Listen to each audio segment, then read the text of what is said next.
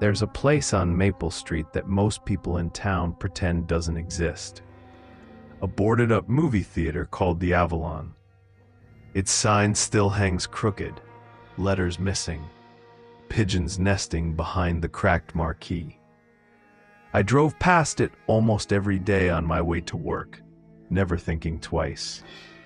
Until one evening, when I saw the front doors slightly open. Not wide, just enough for a sliver of darkness to show through.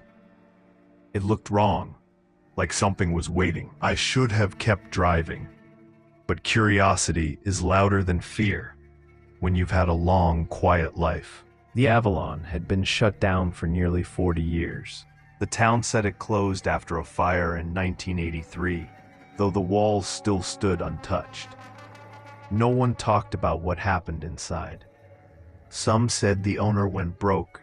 Others whispered about a film reel that shouldn't have been played. I parked across the street and stared at that small gap in the door. Wind whistled through the alley, making the old sign creak. Then I heard something else. Faint music, muffled, like a distant piano. My chest tightened. It was coming from inside. I crossed the street before I could talk myself out of it. The door groaned as I pushed it open. The smell hit first, old wood, dust, and something faintly burnt. My flashlight beam caught red velvet seats coated in gray, rows upon rows facing a torn movie screen.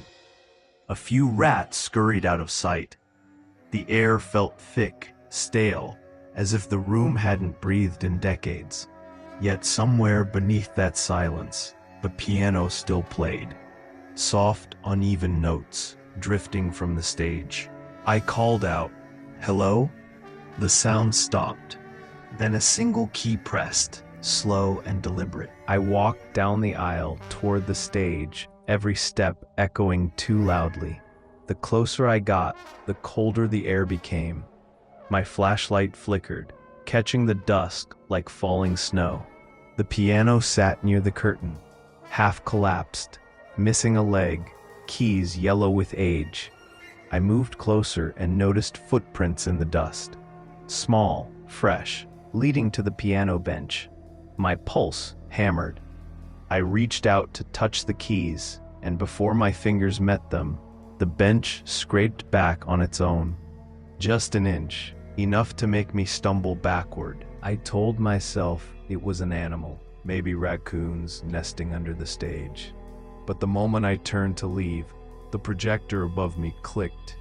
That dry, mechanical sound I hadn't heard since childhood. The bulb didn't work, yet the hum of the machine filled the room.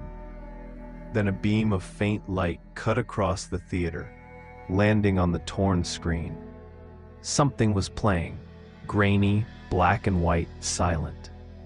The footage showed empty seats, just like the ones I was standing among.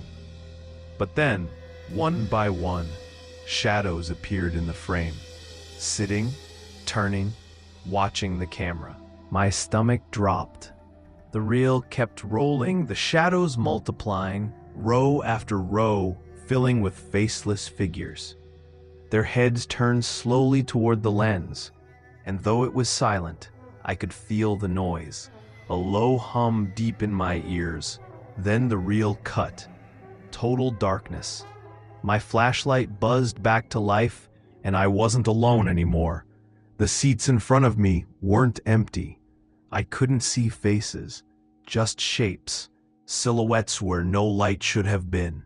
Every instinct screamed at me to run, and I did. But the sound of footsteps followed, echoing perfectly in sync with mine. I burst through the lobby, but the exit door wouldn't budge. The handle was cold, almost burning to the touch. Behind me, the piano played again, the same uneven tune, faster now. The projector flicked back on, its flicker painting the walls with dancing shadows. I slammed my shoulder into the door until it finally gave way. I ran into the street, lungs aching, and didn't stop until I was halfway down Maple. When I turned back, The theater doors were closed again, perfectly shut, as if they'd never moved.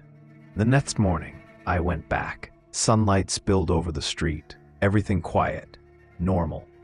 But where the Avalon once stood, there was nothing, just an empty lot overgrown with weeds and broken bricks. I thought I'd lost my mind until I checked the town's archive. The Avalon burned down completely in 1983. No one had reopened it, no one could. And yet every night since then, when I drive past that empty lot, I see a faint light flicker through the weeds, a projector's glow, playing to an audience that never left.